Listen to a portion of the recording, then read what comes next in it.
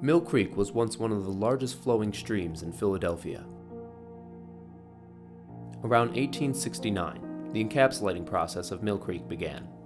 By 1872, the creek was buried just south of Baltimore Avenue. The sewer carries most of West Philadelphia's sewage and rainwater to the Schuylkill River. This allowed developers to begin building over the sewer, resulting in the creation of an entire community, now known as Mill Creek. In July of 1961, the sewer collapsed from Funston Street to 50th Streets, taking several blocks of houses with it. It was this big collapse, and one man actually was swept up in all the water, and he was lost in the sewer. The collapse resulted in 3 deaths and the demolishment of 111 houses. The tragedy devastated residents in the area. We were traumatized. All the kids were traumatized in the neighborhood, afraid to go to bed because we were afraid the street would cave in. Because Mill Creek was then and still is now an active running water, okay? And I mean, that was just, I remember that like it was yesterday, how traumatic it was for everybody. Nobody at that time realized how many of these houses had been built over these creeks and these filling the land, because they had it in other parts of Philadelphia too. But that was a very frightening event. The Mill Creek Farm now sits where houses once stood. Today, the creek is still buried beneath the grounds of the Mill Creek community. All the people follow suit when they see me working there sweep. See, like that man down there sweeping there, he sweeps. Jean Reed is one of the oldest residents left in the Mill Creek area. I take empty spaces and turn them into something beautiful. Over the years, she has remained passionate about beautifying her neighborhood. I don't have much help now, but that doesn't stop me from gardening. As the number of vacant lots grew in the community in the 1980s, Jean made an effort to obtain empty lots and transform them into eye-catching gardens. This was a house, and it was firebombed because they was doing drugs. This was a typical drug route. In the 1980s, violence, drugs, and gang activity played significant roles in the transformation. Of course, the drug and crack epidemic almost devastated parts of that neighborhood. The block I grew up on, you look at it today, it's nothing like it looked like when I was growing up. The deterioration in parts of the neighborhood took place because of social problems, economical problems, and political problems. So when we saw that happen before our very eyes, we were very, very almost distraught because what's happening to our neighborhood? Many residents and business owners left the area, resulting in the replacement of major retail stores, restaurants, and movie theaters by small convenience stores. And stores that were viable and busy, you know, it kind of went downhill.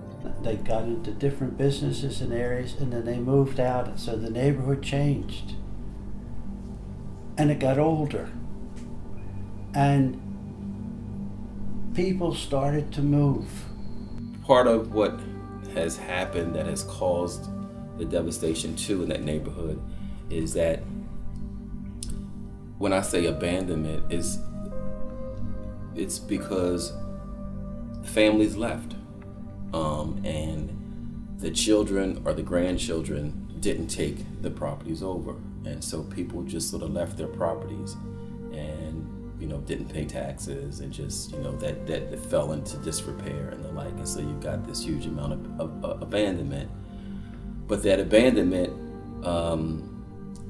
those abandoned properties, I should say, are owned by people. So the city can't just, take the properties. There's a whole process that the city would have to go through in order to get those properties into some type of city ownership in order to help spur development or some development activity. So that's a challenge. But what had happened after a while is that the homeowners then became renters. And I think because of the renting situation, single parenthood came about a lot. even though we had single parent, of course, then people had to work 2 and 3 jobs. Therefore, things were a little different. Things weren't kept up maybe as much. When I pay taxes, it goes towards what goods and services the city provides for Mill Creek community. I mean, there's always a give and take with everything. I believe home ownership gives you economic freedom to build up your house, use your house for equity, to own a business, to buy other properties if you see fit. Home ownership gives pride in the community. It attracts more people that can buy into the community. When you buy into the community and you have that economics in the community, you have strength in numbers, which you can make change. The loss of home ownership, I think, was rough for that community. And so there's probably a larger percentage of renters that are in that community now, which I think makes it a little tougher. And every time when a neighborhood changes, and it changes with great numbers, it changes the whole flavor, and it's different. So it takes time for it to build up again. Poverty, slow progress, the Lancaster Avenue corridor, the whole thing just is like something needs to happen. It's like it's in a stalemate. Well, poverty is caused by unemployment. Poverty is caused when people don't have access to health care. They don't have jobs, so they can't eat properly, and they don't get a chance to recreate, to rest, to support their families. But the reason for it is a lack of employment. With fewer jobs available and the rise of unemployment, the area was taken over by blight, poverty, abandoned houses, and vacant lots. Joblessness is a big issue. A lot of people can't seem to scratch their way out of a hole. One of the biggest things affecting this area now is blight, meaning that there's no structure. We got, maybe on every block, we got about 15, 20 abandoned homes or tore down homes. This gives the children nowhere to play, and when you look in your structure, anywhere pictures that you see and any movies that you see and everything else that's progressive or positive, you see a family in the community. Over here, our neighborhoods look like an old witch's mouth with teeth missing. When children live in a clean environment, they do better. Too many drugs and too many raggedy houses. When we first got here in the Mill Creek area to do ministry, the neighborhood was pretty much desolate. It was just a blight. Houses were caved in and torn down, and just those little holes were there, and people's hope was down, and it was just not a good thing going on. A lot of murders had been in the area, and a lot of killing. Certainly broke the record when it comes to infant mortality, crime. We had the Lex Street murders, the greatest and most horrific murders in the history of the city. The Lex Street massacre is perhaps one of the harshest memories residents try to bury in the back of their minds.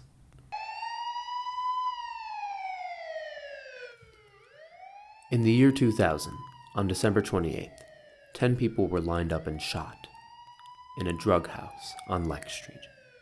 7 of those 10 people died. I think during the 80s and the 90s, that was the beginning of the crack epidemic. And for myself, I can understand too. She said, I thought everybody lost control of this whole neighborhood.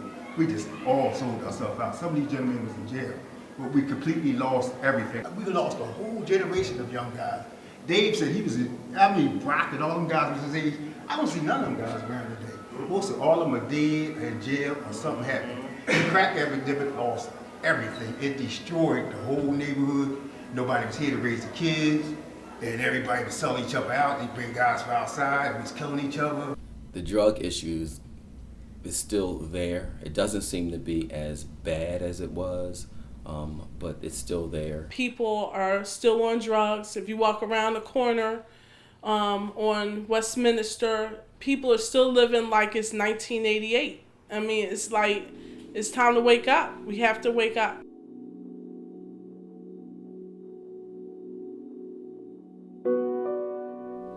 going to be a community and give back and do, make sure we're sensitive and we meet the needs of the people in the community. Residents typically express concern for today's youth. I don't think the children understand that there's a lot happening around them where they can have a hand in it. I think all they see is the poverty and the disenfranchisement of the community itself. Many youth today feel as though they have this mindset that nobody cares, because when they look around at their environment, that it can make you feel that way. You see poverty, trash, abandoned houses, vacant lots. What is there to look forward to? I would like to see our children have a chance to graduate, to go to college, and live this piece of the American dream that everybody talk about, but our children think it's so unreachable. You have to reinvest inside your community. You got to reinvest in these children. This is where this big crime wave is coming in now. These children, they basically learning about struggle against each other from block to block. What you don't have on your block, we're going to take it because I want it on my block. It's going from block to block, street to street, neighborhood to neighborhood. We didn't battle as some people do today over turf. In the community, as we was coming up, everybody, family looked out for each other. We went to church. We had a lot of good, strong support. When, you know, nobody was left unfed. When people went to work, somebody's mom took over and helped raise some of the, you know, the kids in the community. That's not going on right now. What we're doing right now, we're raising money for the kids through Mill Creek, through our softball league. We have the kids coming out there to watch us. That's a start, because the kids see a bunch of grown men go out there and battle on the basketball, on the baseball field. It's different from going out there and trying to battle on the street. In this community, this country has to be ashamed of how we look at these children. This is the same table. If you pan around, these are the same chairs I sat in 40 years ago in this place. That's inside of this community center, right? We got the same books. We still got the same ping pong table in there for these children. These children have no computers, no proper computers inside of the school. There hasn't been a huge amount of investment economically by the government in that particular area. You know, through the years, coming through this center growing up, and the most thing I see it was important that we got to show the kids more love than their parents, to show that education is the keystone to your future. If we don't provide that, then the ones that before they get 10, we got to reach the ones before they get 10, because at 10 years old, they out there. There's nothing else as far as job-wise. You can't get no job if you don't have education. So we need we need accessories, computers thing to help jumpstart, to show that they're important. Without that, you feel very left out. When you take the expression away from youth, such as sports or arts or music, when you take that type of expression away, or it's missing, or it's, you know, there are no resources for such, they're going to end up turning somewhere else. And like I always say, I look at it, it takes a village to raise a child. And this village right here that's standing behind me raised me. We need a better environment so we can have places to communicate with our youth around in the community. We need more of the government's input in our community so we can do the things we need to do with our children. To become men and women, young women, to become ladies, they taking everything that we got away, so the children grow up to be self-destructive. As a parent, you have to be involved. Education starts at home. They can be educated. A lot of them think that they can't because their parents never took time out to try to sit them down and show them math, science, read a little bit before you cut that TV on. Statistics say in the inner city, the children go down 2 grade levels in the summertime. So I want to make sure instead of our children going down 2 grade levels, if possible, they go up 2 grade levels. That's my main goal. And if we can do one, I want to do all of the children, but if we can at least do 1 or 2, 5, I'll be so happy. Because those 5 can make a difference for the next 5. You need education, regardless to what type it is or what you're doing or what you want to do. You need education. We try to instill everything in the youth that was instilled in us. They need to start banking again in school. You gotta be able to survive in this economy. They should get the children that's in school back to like when I was coming up. I remember every like Monday, PSFS, the bank we used to be able to donate money. You know what I mean? You could bring up 10 cents or whatever. This is a good little bank account. Get started, because the kids don't even realize that they need some type of financial structure for their future. Help inspire young people. Talk to them when they come from school. You know, the solutions are not magic. They're people deciding what their priorities are and working with youngsters to improve their lives.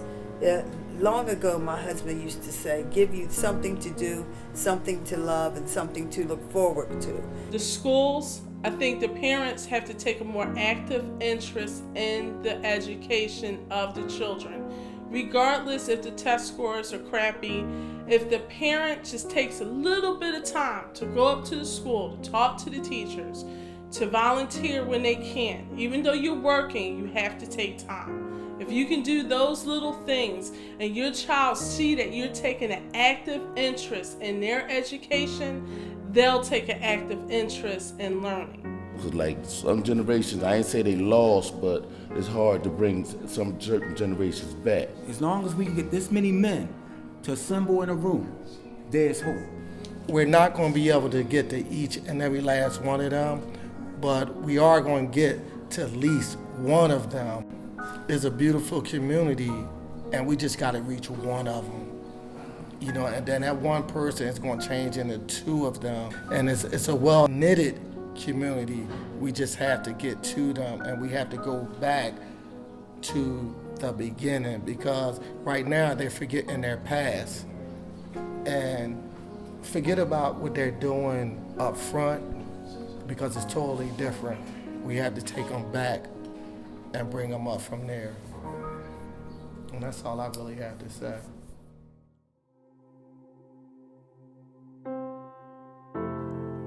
But it's the fondest memories of Mill Creek residents cherish most.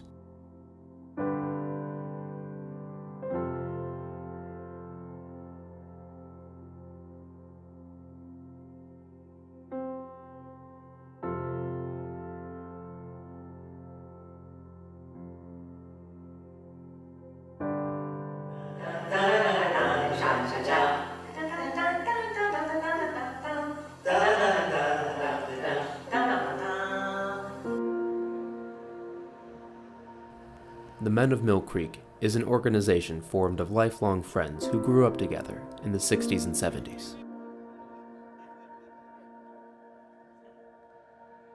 The Men of Mill Creek engage in community outreach and working with youth. In doing such, the group bought a facility to better serve their community. Inside sits a computer lab and meeting room.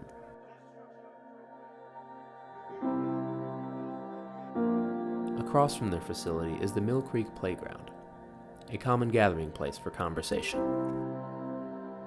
I grew up in 729, which was the middle building, a big high-rise with 16 floors, and you can look from my front porch, which faced 46th Street, and come outside, just play basketball all day. We got in the water plug, and there used to be a bus that ran down, and we threw water balloons, and we used to steal milk out of Sill Test that was on the corner of 46th and but I remember my youth. When I was a young buck, looking out my back window, watching my peers, you know, socialize in the rec center.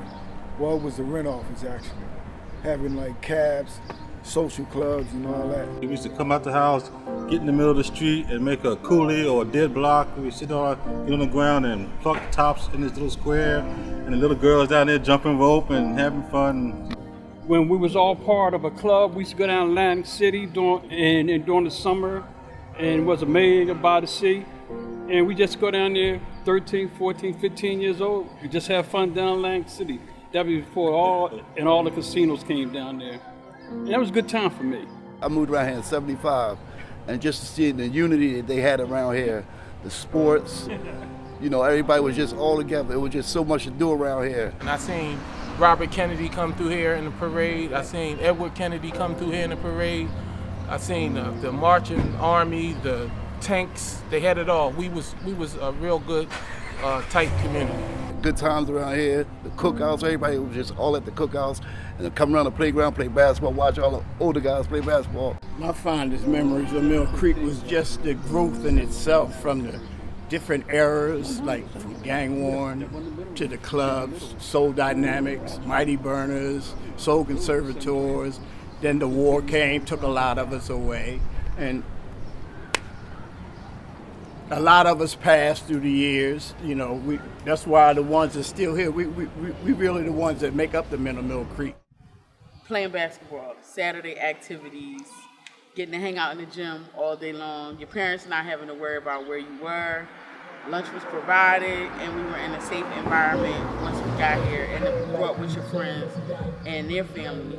And the other piece that I treasure really the most is that by being a student that attended St. Ignatius, because of the founder of the Order of Nuns that taught us here, they concentrated primarily on African American and Native American children. So we were engrossed in our own culture, in our own history. My memory of it was just playing in the streets and having fun. So I had a really enjoyable time growing up, going to Salisbury. I love Salisbury, you know. It was 1961 when I moved at 715 North 46th Street. Mm-hmm. That's where I met my dear friend, Dr. Pearl Battle Simpson. She was 14C and I was 7C.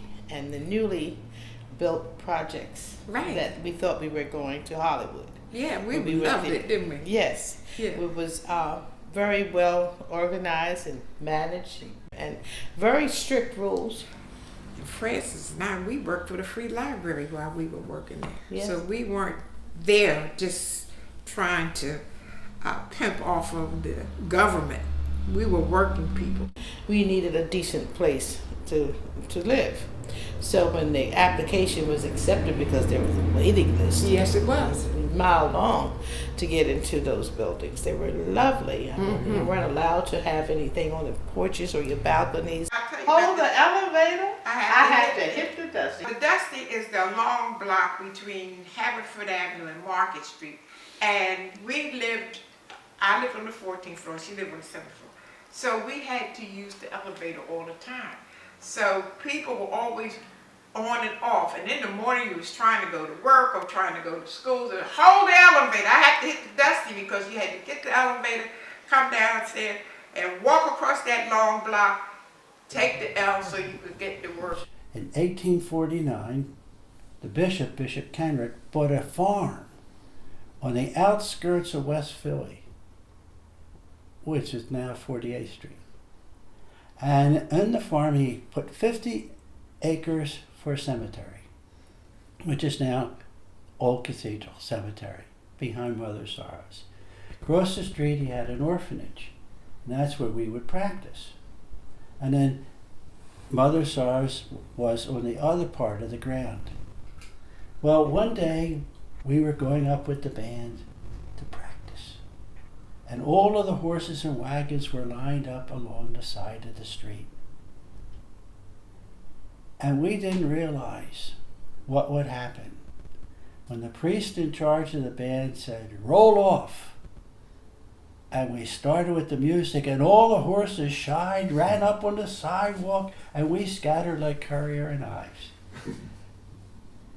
We got a dictate. We will no longer play on the street until we get past Mother Sorrow's. Well, what do you think happened the next day? We would go by the horses all lined up, and the drummers would go, "Chomp," and the horses would go, "Chomp." Who did that? Who did that? But it was great fun.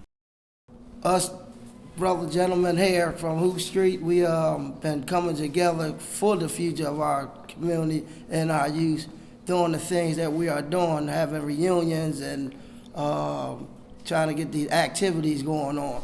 We come from 411 Hoops, and we used to have a corner, a gang from around here, a notorious gang. Unfortunately, we became notorious to ourselves. It used to be like, we used to say, down on 49th and Wood Street, shoot Bobby Doo. Down on 49th and Wood Street, shoot Bobby Doo. We don't need no shotguns to keep our corner tight. All we need is two young boys to put up a hell of a fight. So don't slip, stop, or stumble, cause you bound to find a rumble. Don't slip, stop, or stumble, cause you bound to find a rumble. Down on 49th and Wood Street, shoot Bobby Doo. You better not mess with Pete, cause if you mess with Pete, you gotta mess with Zeke. And if you mess with Zeke, you got the whole Wood Street. Down on 49th and Wood Street, shoot Bobby Doo. That's how it's going. You die, you very dusty. I've been waiting to get this out. My fondest memory of this community was the love and the strength that the families held. It was a family-oriented community. A lot of people do not realize the reason that it was porch houses was because they could never be an enclosed porch, because when it would rain, you were able to walk from one block to the next block without getting wet. Before the center that you see here and the baseball field that you see on Hoop Street, all these streets went straight across. And a person could actually walk from the top of 52nd and Hoops all the way to James Road School and never get wet. They first opened up this playground. We were so glad that we got a baseball diamond, we had tennis courts, 2 basketball courts, and we all thought we were in the suburbs after that. We used to have stores going straight from 52nd Street all the way down to Lancaster Avenue. The Capitol Movies was one of our major every Saturday and Sunday, the whole community was there. I grew up, family had me in the church era, you know. Then we started a little club thing in the neighborhood. Then from the clubs, we going out the neighborhood, we had to become part of a gang. Because any place we went, you know, we got little challenges through different neighborhoods or parts of the city.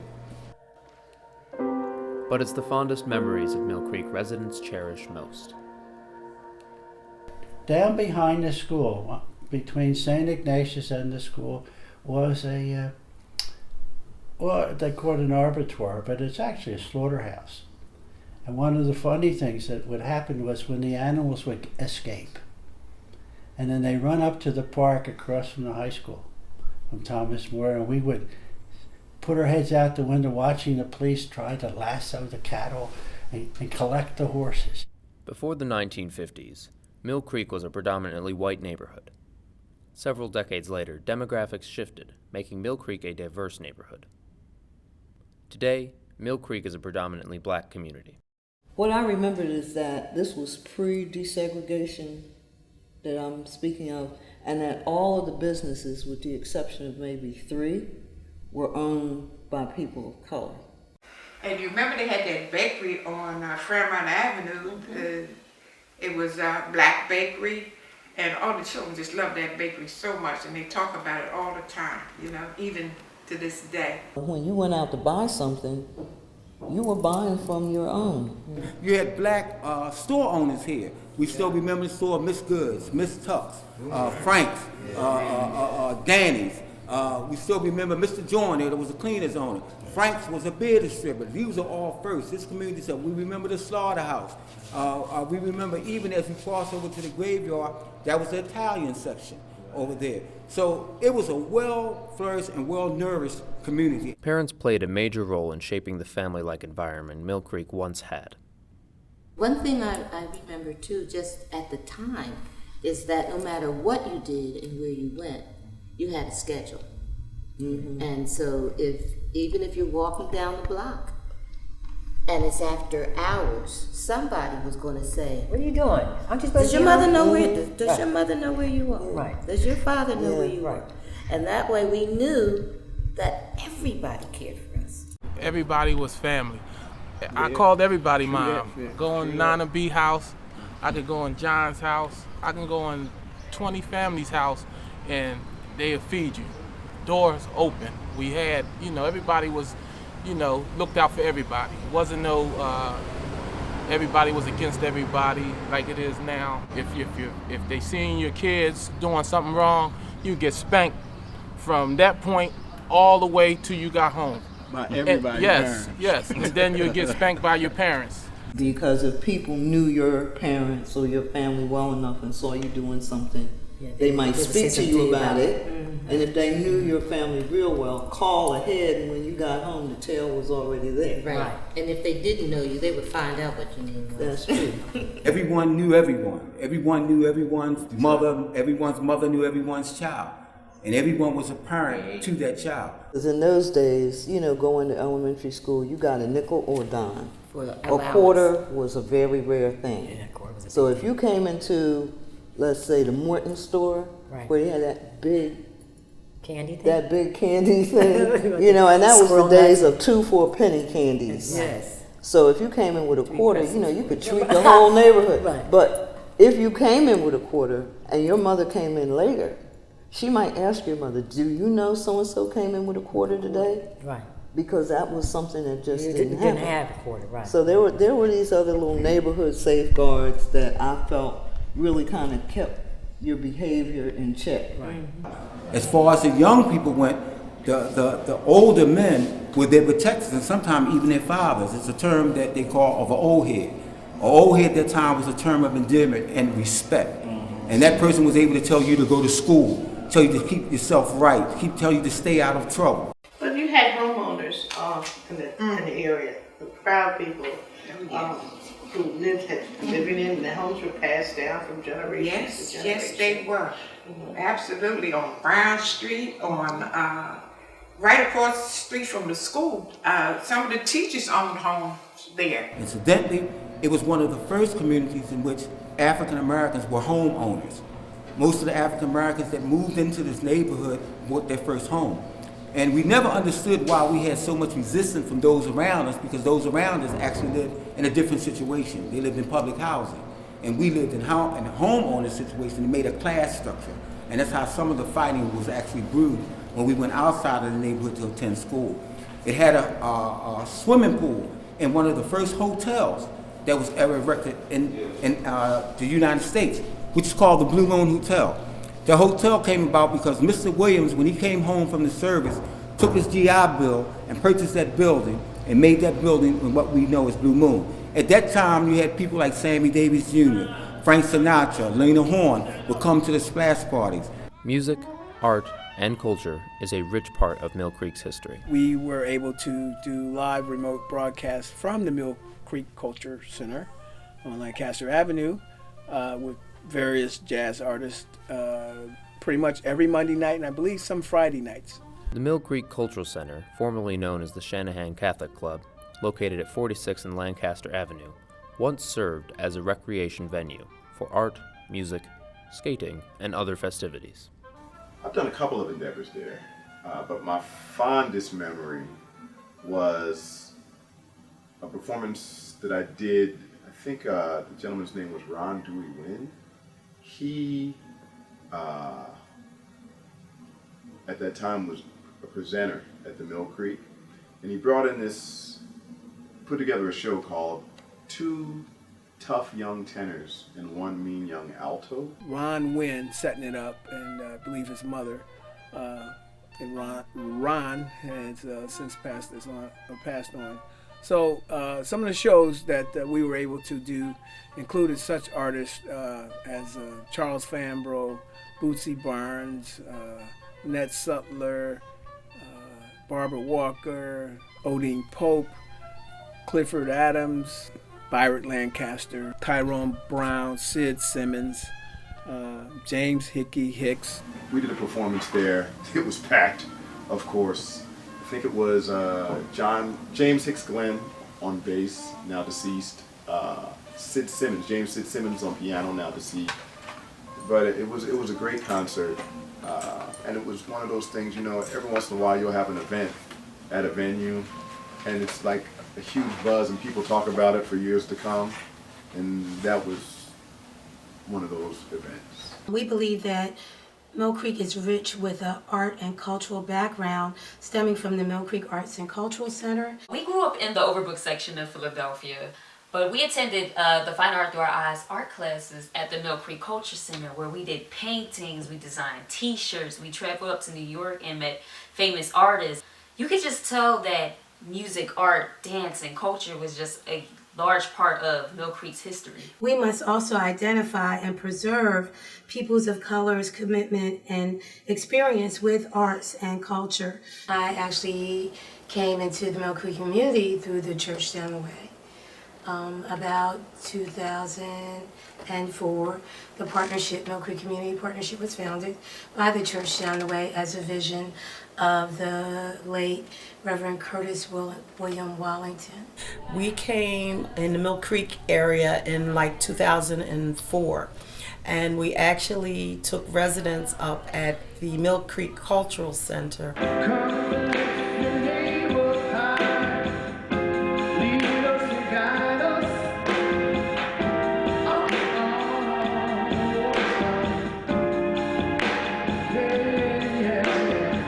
He had asked us to go out and to start a community nonprofit that basically would act as an extension to the church so that everyone would feel welcome. Even outside of the church, he wanted to bring art and music and just culture to our young people. He believed that the young people were able to express themselves. I remember it was a performance that we did at the Mill Creek Culture Center for the art program, and he spoke about making sure that the youth had a voice through art, through culture, through dance, and it was a powerful speech. The reason why we started off doing art programs because something occurred to me that somebody is trying to steal our children's creativity. Somebody took their music. Because you know what our kids don't do is they don't play instruments anymore. They'll spin records, they'll scratch, but somebody took our kids' music. They don't play instruments. There's nowhere, you don't see any music stores, there's no violins, there's no trumpets, there's no pianos. I've made a commitment to give our kids back our music. Music is a very important part of who we are as a people. And so we have to bring the music back. That's their voice, that's their way of expression. I might not be able to do anything about what my mom and pop going through, but I can blow it out with this trumpet, or I can play it through my fingers. What you've seen is the first of artistic expression coming out of our community. And you can see in 2012, the church down the way lost the visionary, Reverend Curtis Wallington, on August 9th, 2012. And we now will lead the church with that same vision.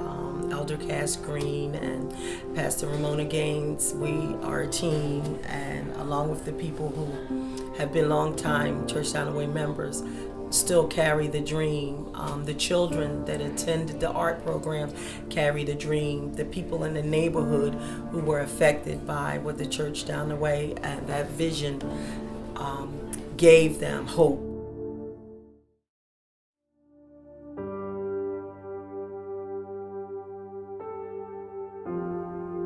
As many residents reflect on the importance of documenting history, the hope is to never let it slip again. We're going to have an original wall painting project one day. So we have the original wall painting. This is going to look really good. All the new floors, ceilings, and walls. This is the room where Paul Roberson's sister used to cook those fabulous seafood dinners. Had the crystal chandelier coming down. Francis Alston and Dr. Pearl B. Simpson know all about preserving history. And we're in a very historic building right now that is all part of Mill Creek's history as well. And this is the Paul Robeson House, located at 4951 Walnut Street, where the legendary Paul Robeson lived with his sister, Marion Forsythe, the last 10 years of his life. And from recently, what you see is that this is the first level of interior preservation. And that's why we're sitting in the house now, because 3 months ago it was filled with stuff. And as you can see, the walls and the floors and the ceilings all will be preserved. And using the arts as a tool for social change. Exactly so. And that's what Mill Creek is doing. I think it's important to share these memories in order to make sure the younger generation has an idea of what was. It'll show ownership. It'll show that there was something that was very legitimate, it was structured, it was influential, and it laid a foundation for what they see, even though in some layers it looks decayed. But the whole idea is that it is / now was ours. And that will let them know that what they might see now was not always what it was.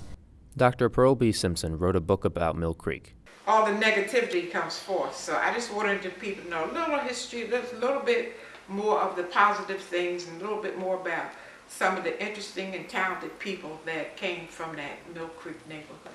Even though we may look around sometimes and see it in disrepair, and it might not be, that attractive at this point, but it's great things. Like, people always talk about 52nd Street and how wonderful it was, and how it was a place where you actually went out and it was right there, accessible to you. Mill Creek, there were great iconic places like the Mill Creek Cultural Center, where they had music and arts and culture and roller skating, those things right in the neighborhood. We want to preserve that, but we want to also build on that and grow on that, because we have a lot of traditions and things also, and lessons to learn from what happened. I think it's also important to talk about memories and the way things were, to show that we were survivors.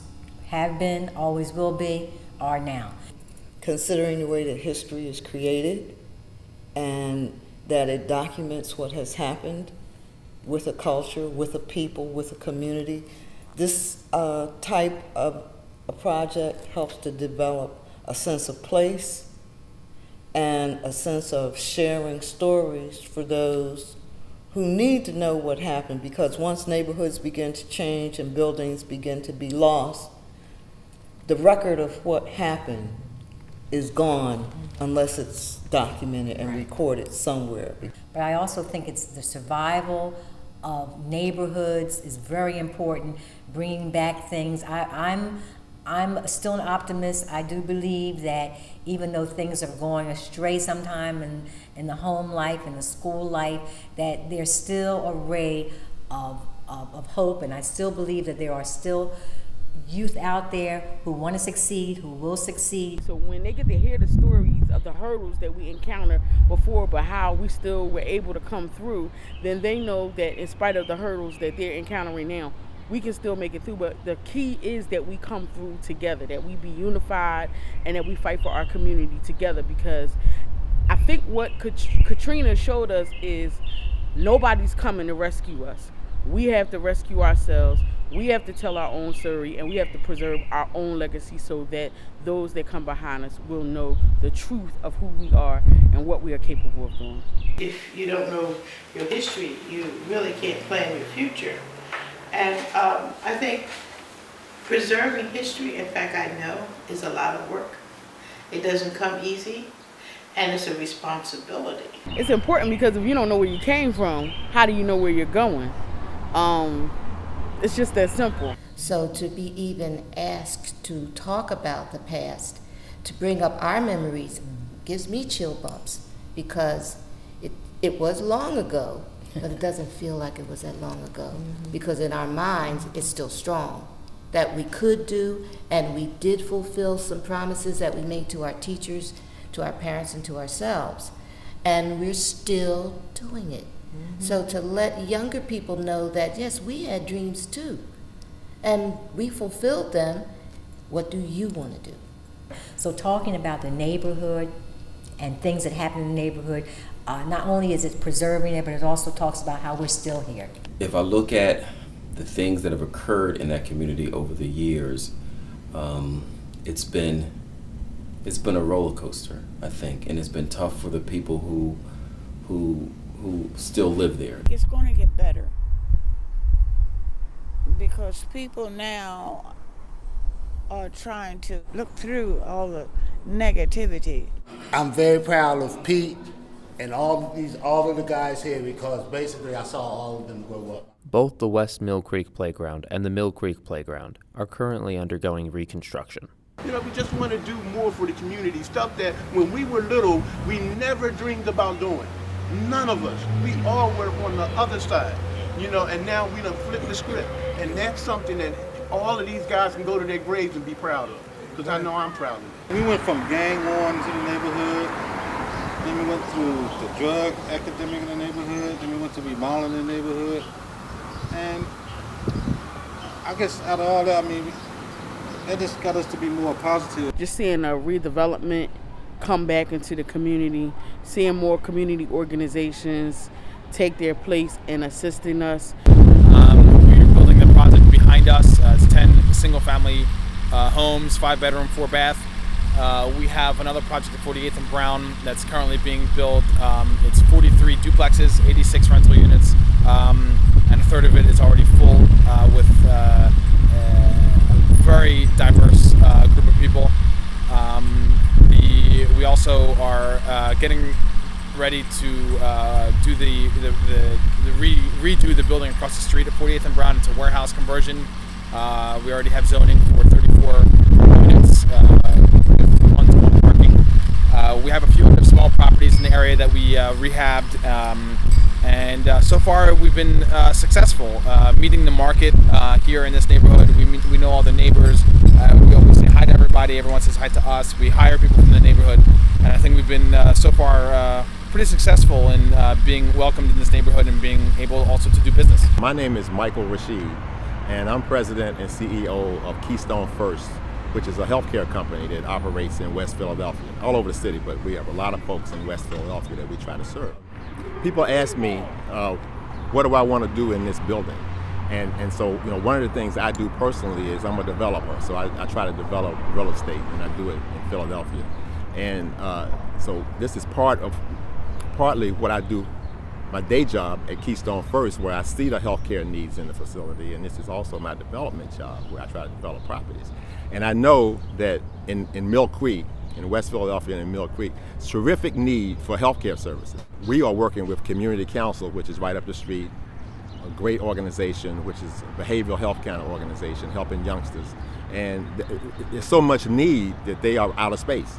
And so we're going to try to develop this facility, Mill Creek, to provide behavioral health services to youngsters who need those kind of services. I think right now the community still has recreational needs, but has some real urgent needs for health care, especially preventive services. I mean, I have talked to people in the community, and they're very emotional about the idea that, you know, we're building hospitals for people who are dying, we're building jails for people who have already committed crime. Let's build some facilities to help prevent those things from happening. Contrary to what many believe, Mill Creek has a large number of active residents and organizations, ranging from community development to social services. You got the Mill Creek Community Partnership. You got all kind of organizations around here, but people don't get involved in these organizations. They don't help. They don't get involved in trying to, you know, be a resource to these organizations. So this would be my advice. I mean, you got a great organization that's struggling trying to get this building going and trying to get this whole community revitalized.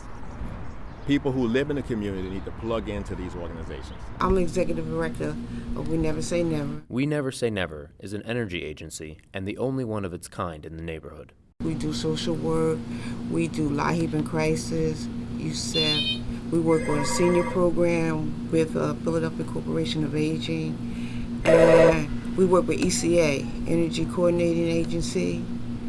And we work with Department of Welfare. We do a whole lot of different social services in the neighborhood. Try to keep our seniors, which is our passion, you know, with all the things that are offered in the community for them. And we also now working with Habitat for Humanity to do structural work in the neighborhoods, because these houses are over 100 years old. So you can imagine the work need done on them. And we had a youth program, but we had to discontinue that because of our space, and we had no community room in the neighborhood. Rose Bryant is another resident in Mill Creek making a difference. She advocates for tenants living in public housing. I'm the president of Tenant Council here. Tenant Council is RAB, that's a Resident Advisory Board. That's a group of people that advocates for the people that live in public and assisted housing. So even though I do that, my passion is children. She also runs a camp for kids in the summertime. And though she doesn't have funding to run the camp, she finds a way to make things work. Like, I wanted to have a feeding site, but I didn't know where I was going to get the food from. I couldn't get it from PHS because you have to have a commercial kitchen to do their summer food program. So I got in touch with the Archdiocese, and they approved me for having the food. Then after that, we gave out over like 300 book bags for the kids to go back to school. Janie L. Blackwell is a member of the City Council of Philadelphia, representing the 3rd District, which covers much of West Philadelphia and Southwest Philadelphia. She works hard to rebuild neighborhoods like Mill Creek. So we've worked hard to put every dollar we could in the area to build it up. We've got to sell hope. We have to increase hope in our neighborhoods and improve the quality of life. We've worked hard to do that.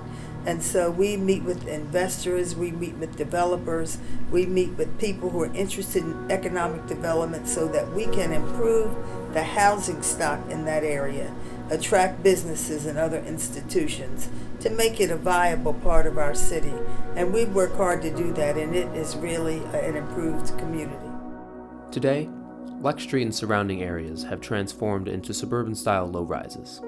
It has undergone a multi-million-dollar revitalization by the Philadelphia Housing Authority. Where people were whole house, people in the house were killed, brutally murdered over some drug issue. And so we were able to redevelop that entire block as part of the Mill Creek Hope 6 redevelopment. Although many will never forget the massacre that occurred on Lex Street, a new vision arises.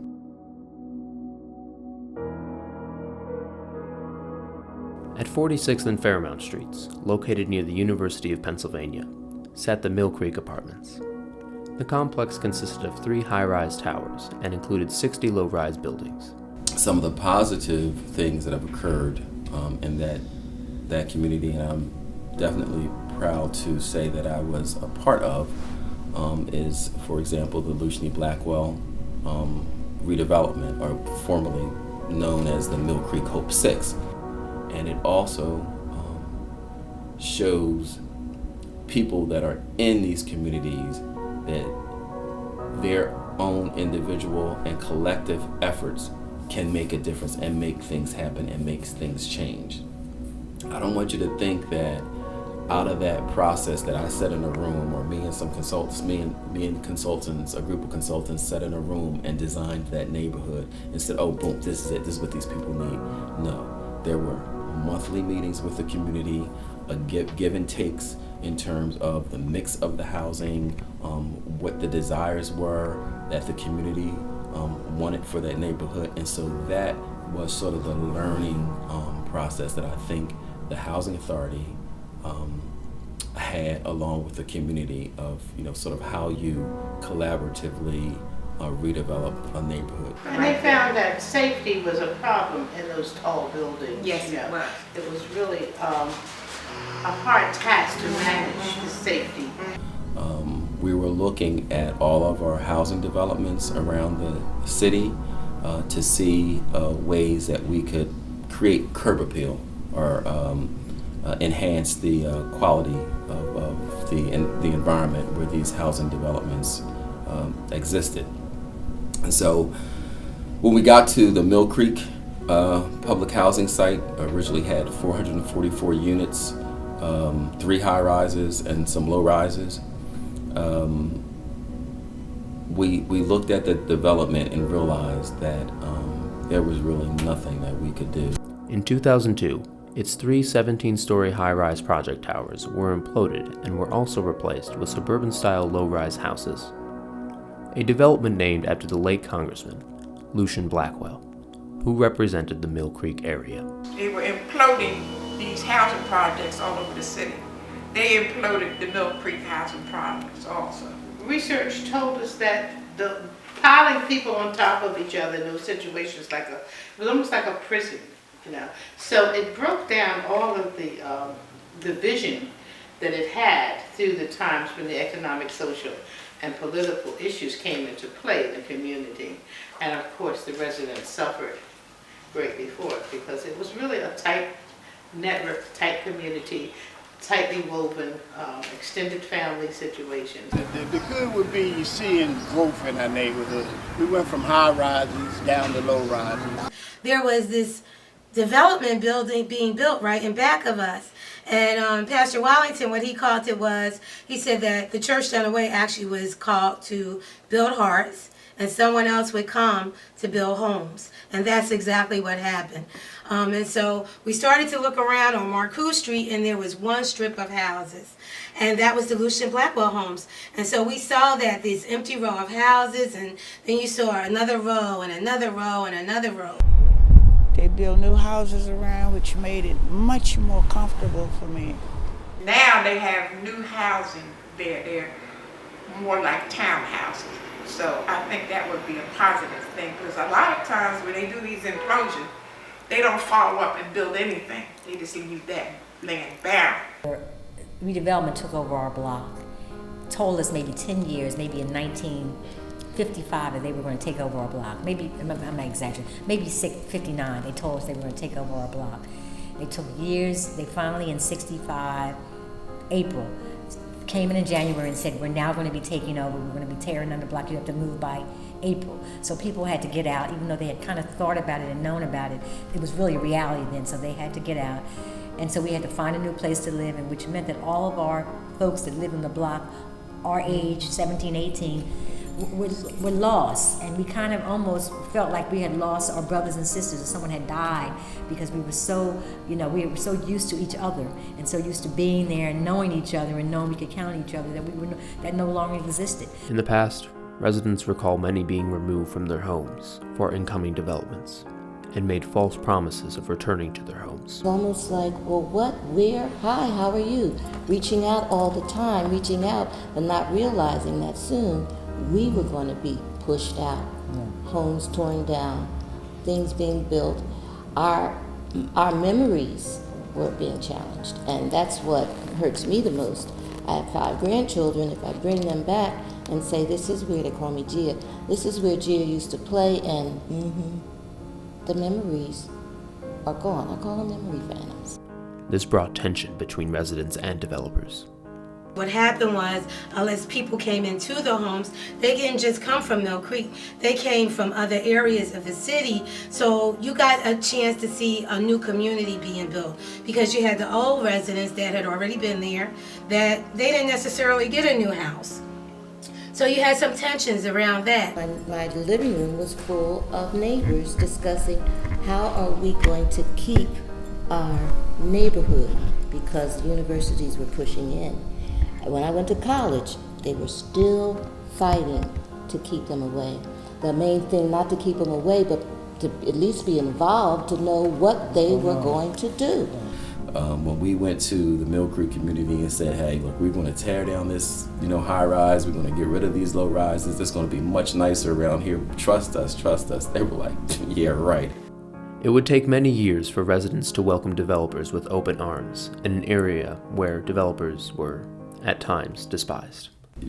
Back in the early 2000, 1999, 2000, 2001, communities were not real supportive of the Housing Authority doing anything. Of course, I've been a part of this sort of change in the Housing Authority's perception around the city, but back then, we were literally things thrown at us at community meetings, because they were like, the Housing Authority? Heck no, we don't want the Housing Authority to come in here and do anything. You had things in the community where, new people, just as ourselves, came into the community. No one really knew us, so you had to kind of gain people's trust, and rightly so. People have been taken advantage of, people are suspect, and I think that that's always an issue that we tend to not really kind of embrace. We kind of overshadow it, that you have to deal with a lot of rebuilding, not just of homes and communities, but of hearts, because you have so many different elements that have already come into play. So you have to take that time to build it from the base up and start to build relationships. To build the future, I just suggest that people do what they're starting to do. Talk to each other, bond with each other, plan together and make it happen out of their own resources and other resources that can help them. Over the past several years, we've met more and more people. We've been to neighborhood meetings, and we see that people are getting involved more and more. They care about their community, they care about their neighborhood, and it's getting a lot cleaner. I think that people here see that we're building, and other people are also building in the area, and I think it's becoming more of a communal effort. I think there's a long way to go in this specific neighborhood, but I think Mill Creek is on its way. So we all have a collective vision. Yes. But as Thomas Edison said, a vision without execution is hallucination.